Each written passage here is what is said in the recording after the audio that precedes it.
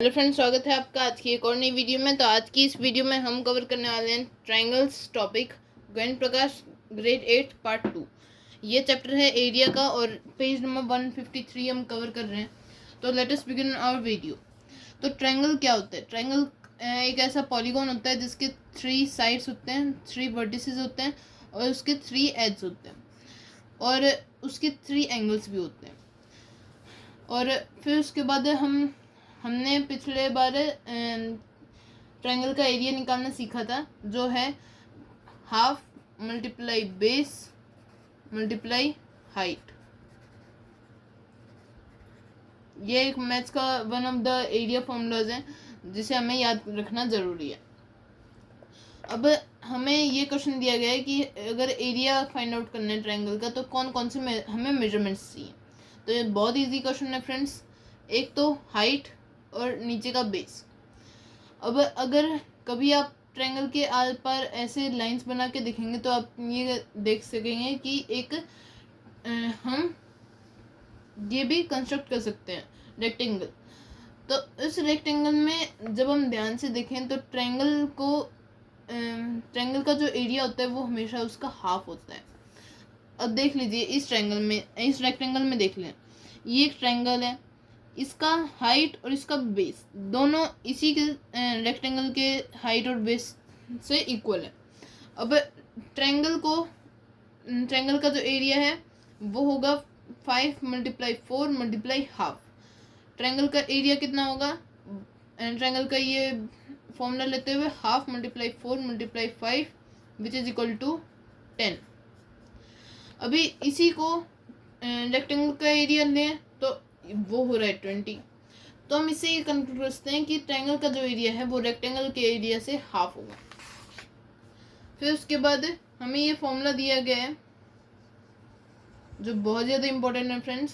फिर उसके बाद अगर ऐसा कोई ट्रायंगल हो जिसका बेस जो है वो उस रेक्टेंगल से सेम ना हो तो हम क्या करेंगे? अभी यहाँ पे हम क्या कर सकते हैं, ओनली एक ही काम कर सकते हैं कि इधर से ना बना के इसकी जो बेस है उससे हमें बनाना पड़ेगा रेक्टेंगल। अभी फिर उसके बाद हम नेक्स्ट आगे बढ़ते हैं जहाँ पे हमें एप्लीकेशंस दिखाए जा रहे हैं जो ये एरिया है उसके फॉर्मूला के। अभी इसे अप्लाई कैसे कैसे कर सकते हैं? मान लीजिए ये एक ट्रायंगल है, अभी तीनों साइड से हम अलग अलग हाइट निकाल सकते हैं। अभी बी सी के लिए ए एक्स हाइट है, ए बी के लिए बी वाई हाइट है, सी ए के लिए इधर अगर हम हाइट बनाए तो ये सी जेड हाइट है बी ए के लिए। अभी फिर उसके बाद हम इधर देख रहे हैं कि यहाँ पे हमें हाइट्स दी गई हैं और एक वैल्यू हमें फाइंड आउट करनी है जो कि हम दोनों साइड से कर सकते हैं। अभी इसकी हाइट तो हमें पता नहीं है, हम बी वाई भी फाइंड आउट कर सकते हैं इसके द्वारा। तो 5 हमारा बेस है और 3 हमारी हाइट है, तो इससे हम ये कंक्लूड कर सकते हैं कि 15 का हाफ जो है 7.5 इसका एरिया होगा। अभी इसी फॉर्मूला को अप्लाई करते हुए हम बी वाई की हाइट निकालेंगे। अब मान लीजिए इधर 15/हाफ, यहाँ पे देख लीजिए area A B C is equal to half multiply B Y multiply A C और equal to half multiply 4 × B Y. हमें बी वाई की लेंथ निकालनी है तो 2 by हम कंसिडर करते हैं इन्हें कट आउट करके। फिर 2 by की वैल्यू 15/2 आ रही है, इसको हम अगर सॉल्व करेंगे तो 3.75 यूनिट्स हमारा आंसर आएगा। फिर उसके बाद हम नेक्स्ट क्वेश्चन पे बढ़ते हैं जहाँ पे है are the 4 triangles obtained by drawing the diagonals of a rectangle region 1 to 4 in the figure of equal areas. अभी इसे फाइंड आउट करने के लिए देखिए फ्रेंड्स, मान लीजिए बी सी की लेंथ 3 है, ए बी की लेंथ 5 है। अभी ओ और इसे अगर हम जेड एक्स माने और इसे जेड, अभी ओ एक्स की हाइट और ओ जेड की हाइट दोनों सेम होगी क्योंकि ये तो इधर बिल्कुल मिड में बाइसेक्ट कर रहे हैं एक दूसरे को डायगोनल्स।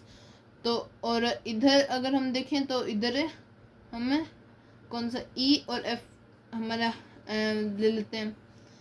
अभी ये जो है ये लेंथ के बराबर है और दो हाइट 2 और 4 के जो है वो बी सी के बराबर है, 2 ई टू एफ ए बी के बराबर है। तो अभी हम क्या करेंगे, 5, अभी इसी को हमें लेना है, तो ओ एक्स की वैल्यू कितनी होगी, ये होगी 1.5। और ओ एफ की जो वैल्यू होगी वो 5 का हाफ जो है 2.5 होगी। अभी फिर उसके बाद हमारा बेस भी चेंज है, 2.5 मल्टीप्लाई 3 इज इक्वल टू, इसे हम 3 से मल्टीप्लाई करेंगे तो 7.5, और उसका हाफ जो 75/20। अभी इसे कट ऑफ करेंगे तो 5 से करेंगे 4 एंड दिस बिकम्स 15/4। जिसे अगर हम पॉइंट में लिखें तो हमारा आंसर कितना होगा, 3.75। ये तो एक साइड।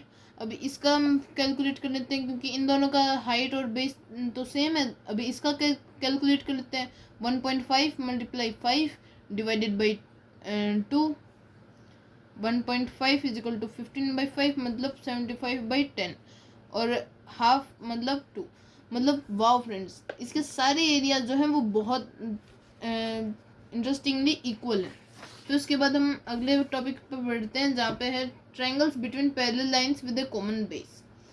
अभी क्योंकि ये एक छोटा सा कंफ्यूजन क्रिएट करता है कि अगर हमारे पास एक ट्रायंगल है जिसका जो बेस है और हाइट जो है वो परपेंडिकुलर बेस से बाहर जा रहा है, तो हम क्या करेंगे, सिंपली उस हाइट को बेस से मल्टीप्लाई करना है। कुछ कंफ्यूजन नहीं होना है इसमें, क्योंकि अगर हम पैरेलल लाइन से तो इनका डिस्टेंस हमेशा इक्वल रहेगा, मतलब हमें हाइट हमेशा इक्वल मिलेगी।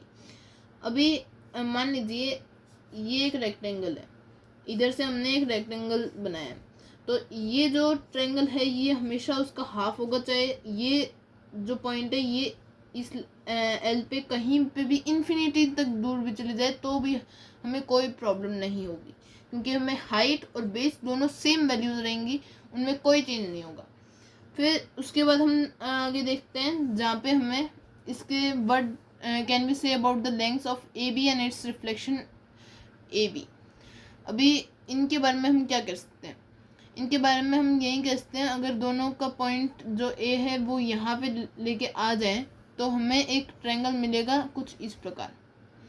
अभी इस ट्रायंगल को इधर लाएं और इस ट्रायंगल को कट आउट कर दें और फ्लिप करें और इस पे रखें, तो कॉन्ग्रुएंट ट्रायंगल होगा वो, क्योंकि हमेशा हमें इसका जो ट्रायंगल है वो उससे जो उसके बेस को ब्रेड्थ मानते हुए और हाइट को लेंथ मानते हुए जो रेक्टेंगल फॉर्म होगा उसका हमेशा हाफ होगा।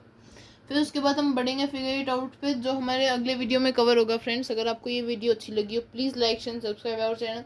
थोड़ी सी लंबी वीडियो बनी है फ्रेंड्स, लेकिन हमने पूरे अच्छे से ये कॉन्सेप्ट क्लियर किया है। अगर आपको कुछ भी डाउट हो please let us know through the comments.